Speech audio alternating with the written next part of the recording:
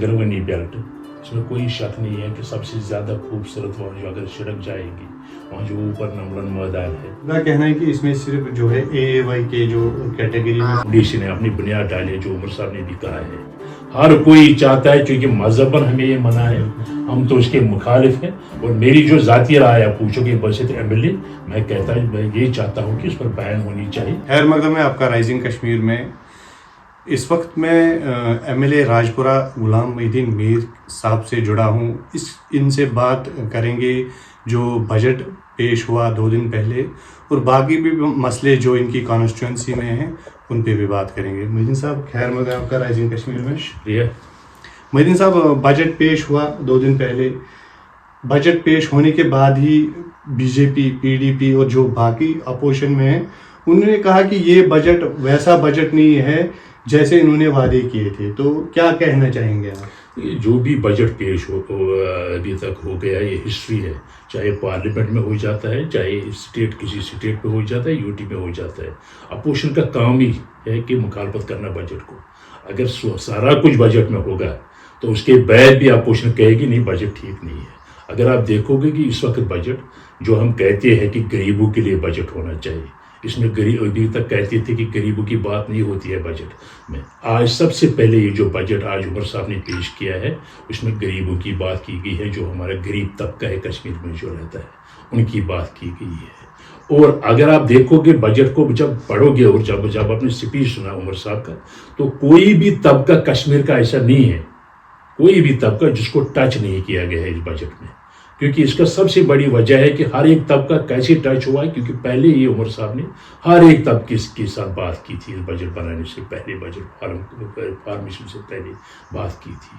और दूसरी बात, जो हमने इंतखाबात में वादे किए थे लोगों के साथ, इसमें कोई शक नहीं है कि एक फाउंडेशन है, अपनी बुनियाद डाली है, जो उमर साहब ने भी कहा है, ये बुनियाद है। आज 7 साल के बाद हम यहाँ पब्लिक गवर्नमेंट बनी है और 7 साल के बाद यहाँ बजट पेश हो रहा है। 7 साल में सिर्फ पार्लियामेंट वहाँ बजट हमारा पेश कर रहा था।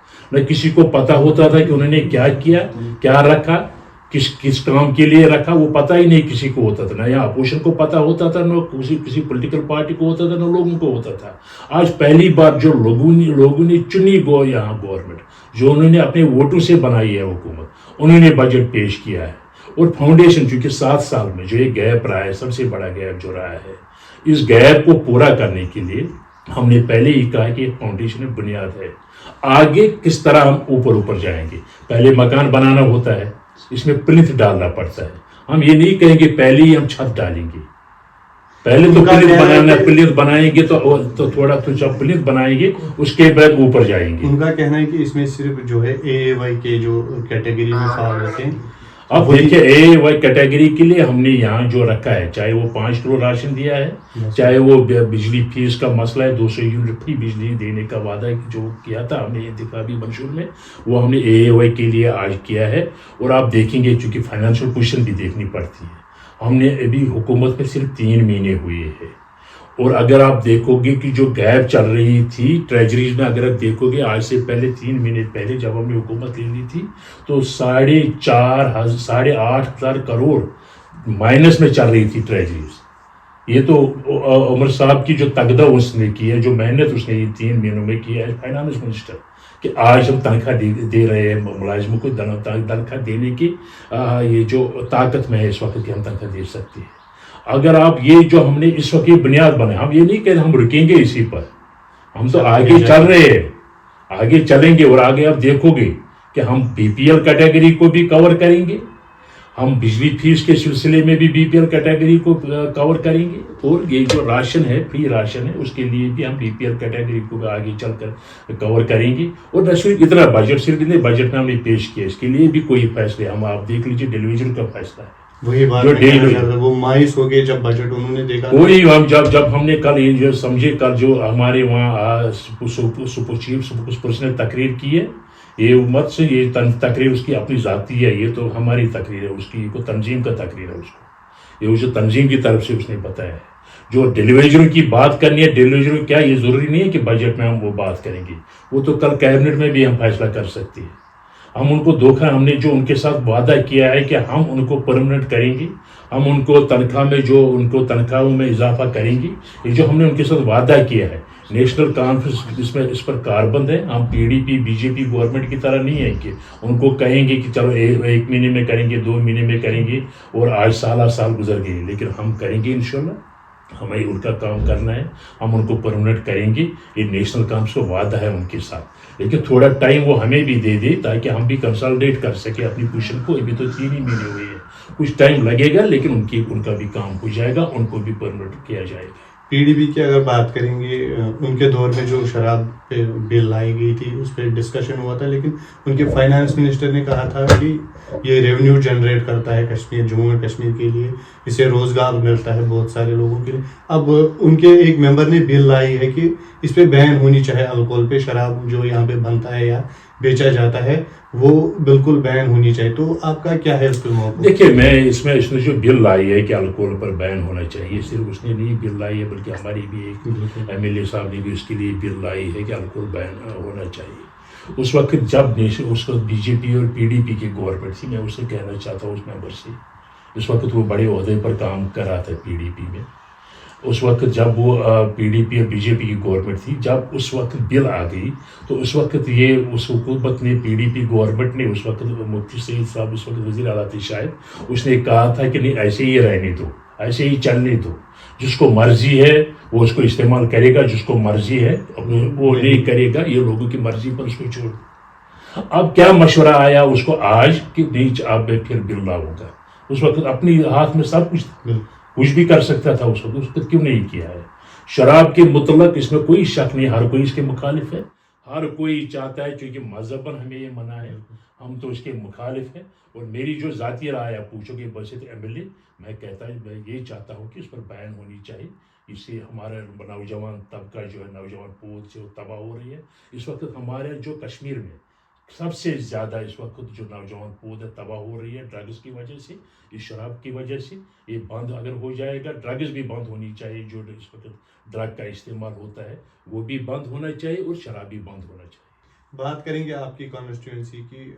اکثر ہم نے دیکھا کہ آپ کی تقریر میں جب الیکشن کے لیے آپ لڑ رہے تھے پانی کیا آپ نے بولا تھا کہ پینے کا صاف پانی میسر نہیں ہے. تو اس پہ آپ نے کیا اقدامات اٹھائے ہیں آپ؟ دیکھیے ہم تو اقدامات اٹھا رہے ہیں. جو ہم نے کیپیکس بجٹ کل پرسوں ہم نے جو UT کیپیکس بجٹ میں جو عمر صاحب نے کہا کہ آپ پرائرٹیز دے دو اس میں نے سب سے زیادہ پرائرٹی پینے کے پانی کے لیے دی اس میں تاکہ وہ جو نئی اسکیمیں بنی لوگوں کو پینے کا صاف پانی ملے. اس وقت آپ دیکھیں گے جل جیون میں ہر تقریب میں یہ کہہ رہا تھا جل جیون مشن جو چل رہا ہے وہ سیکنڈل ہے. میں اس وقت بھی کہہ رہا ہوں یہ جو جل جیون مشن کے تحت جو ہم کہہ رہے تھے کہ ہر گھر نل ہر گھر جل یہ صرف ہر گھر نل تو پہنچا جل کبھی کہیں آیا ہی نہیں ہے. اس وقت بھی ہے. اگر آپ دیکھو گے راجپورہ کانسٹیٹوئنسی میں اس وقت بھی لوگ ترس رہے ہیں پینے کے پانی کے لیے. اور آگے جو وقت آنے والا ہے جو چونکہ اس وقت جو موسم اس سال رہا ہے خشک موسم رہا ہے اور لگتا ہے کہ پانی کی کمی ہو جائے گی آگے آنے والے وقت میں تو بہت سے کرائسس ہو جائیں گے. میری بھی کانسٹیٹوئنسی سارے علاقوں میں اور میری کانسٹیٹوئنسی میں بھی زیادہ ہو جائے گی. اس کے لیے کام کر رہا ہوں میں اس وقت. میں ٹیوب ویل بھی کوشش کر رہا ہوں. اس وقت ٹیوب ویل بھی کافی ہو جائے گی. میں نے جو اس میں بجٹ میں بھی کل کے جو UT کیپیکس بجٹ میں بھی کم سے کم 1 کروڑ 2 کروڑ روپے میں نے صرف اس کے لیے چھوڑے ہیں وہاں کہ ٹیوب ویل جو ہم بنائیں گے بور ویلز بنائیں گے تاکہ لوگوں کو صاف پانی مل جائے. وہ بھی کیا ہے اور نئی اسکیمیں بھی بنے گی اور جو سورس ہے اس کو بھی ٹھیک کرنے کی کوشش کی جا رہی ہے. تو انشاءاللہ یہ جو آنے والا وقت ہے میں یقین دلاتا ہوں اپنی کانسٹیٹوئنسی کے لوگوں کو کہ پینے کا صاف پانی کوشش میں کروں گا ان کو پینے کا صاف پانی مل جائے. آپ کی کانسٹیٹوئنسی کا اوپر ایریا جو فارسٹ ایریا ہے اس میں بہت پوٹینشیل ہے کہ وہ ٹورسٹ ڈیسٹینیشن بن سکتی ہے اچھی. تو اس کے لیے آپ نے کچھ سرکار سے ڈیمانڈ کی ہے ابھی؟ دیکھیے وہ جو ہمارا بیلٹ ہے سنگروانی بیلٹ اس میں کوئی شک نہیں ہے کہ سب سے زیادہ خوبصورت وہاں جو اگر سڑک جائے گی وہاں جو اوپر نملن میدان ہے وہاں جو اوپر ہے اور ایک کہروٹ میدان اس کو کہتے ہیں. وہ اتنے خوبصورت علاقے ہیں جو پہلگام گلمرگ سے بھی بہت خوبصورت علاقے ہیں لیکن ابھی تک ان کو ڈیولپ نہیں کیا گیا ہے.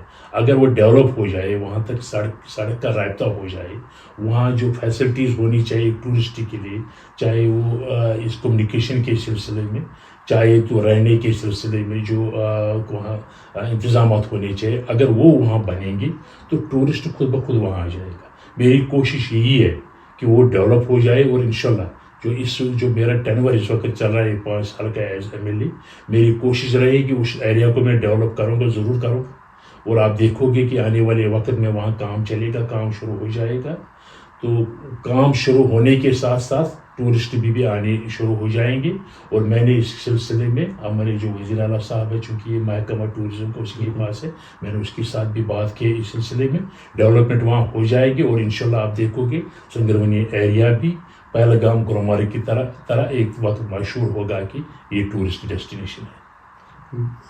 اگر پلوامہ ٹاؤن کی بات کریں, ایک سوال اٹھا تھا پچھلے دنوں اسمبلی میں کہ میٹرنیٹی ہاسپٹل وہاں پہ بننا چاہیے, لیکن جو ہماری ابھی ہیلتھ منسٹر ہیں انہوں نے کہا کہ یہ پرپوزل ہم نے ابھی ایکسیپٹ نہیں کیا, تو اس کے بارے میں آپ کیا کہنا چاہیں گے؟ یہ مقصد نہیں ہے کہ پرپوزل, اس نے کہا کہ پرپوزل ہے نہیں ابھی گورنمنٹ کے ساتھ وہاں میٹرنیٹی ہاسپٹل تعمیر کرنے کا. وہاں ہم نے پہلے ہی زمین ایکوائر کی ہے اس کے لیے شیرنوں میں, وہاں 90 کنال ہم نے زمین لے لی تھی میٹرنیٹی ہاسپٹل کے لیے. کچھ لگ بھگ 10-12 سال پہلے اس کو ایکوائر کیا تھا کہ وہاں میٹرنیٹی ہاسپٹل بنے گا.